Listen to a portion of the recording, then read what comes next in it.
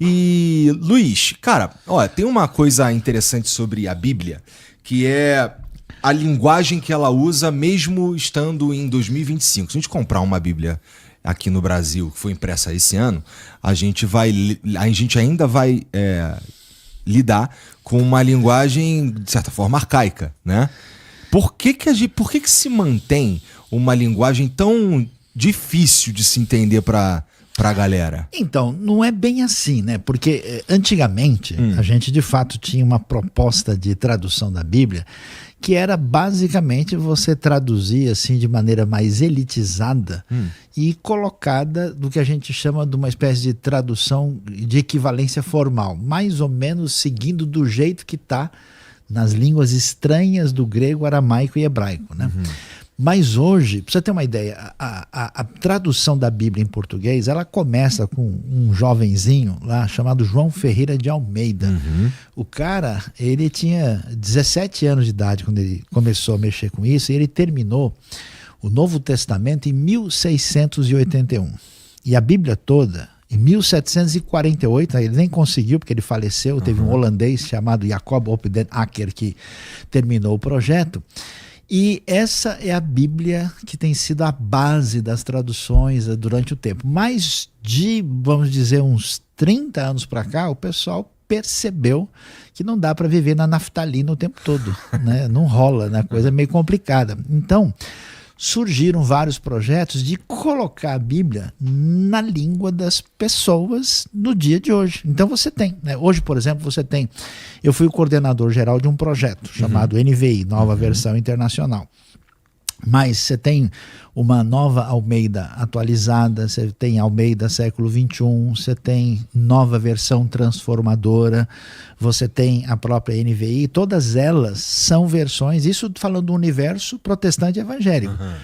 No universo católico você também tem, né, algumas traduções mais recentes numa linguagem mais palatável. A própria Bíblia, por exemplo, pastoral, uma outra que também é mais abrangente, nova tradução na linguagem de hoje.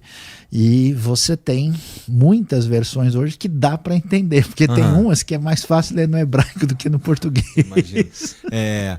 Ainda assim, suponho que precisa se fazer um balanço entre transformar a linguagem da Bíblia em algo mais próximo das pessoas e um certo cerimonialismo na linguagem ou um respeito aos livros, né, que estão na Bíblia. Isso é uma conta que é feita de fato, Luiz? Então, você sabe que isso é um negócio muito doido. Sabe por quê? Porque assim, o cerimonialismo está mais do nosso lado do que do lado da Bíblia. Porque na nossa cultura, vamos dizer, ibérica, né, assim, latina, portuguesa e espanhola, a gente tem todo esse negócio que vem desde o vós me ser, né, vossa mercê, ou por favor, ou ilustríssimo.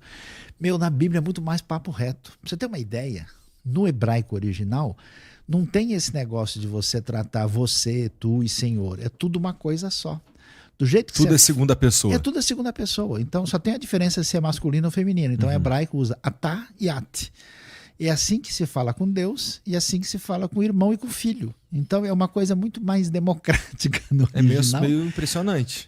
Então. Agora é claro que a manifestação de algo glorioso, extraordinário, diferenciado está na própria narrativa em si.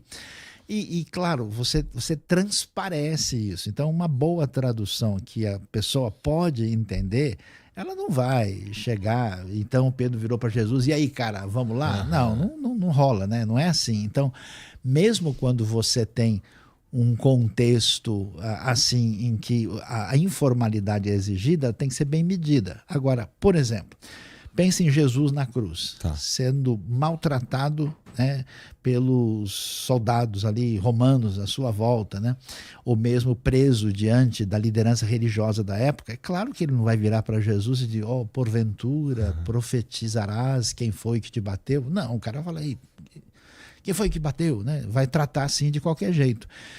Então, quando alguém está falando com o rei, quando alguém está falando com a pessoa, isso é devidamente alinhado para refletir o ambiente do jeito que a coisa Entendi. foi colocada. O contexto que vai... O contexto e a construção da sentença, da oração, da frase, é o que vai colocar esse tom de respeito numa palavra que é comum para tudo. Exatamente. Você tem que... Aí você rolam outras coisas. Você entender de contexto histórico, contexto cultural, contexto, vamos dizer, específico dos atores que estão envolvidos naquela narrativa, aí dá para fazer um negócio bem ajustadinho.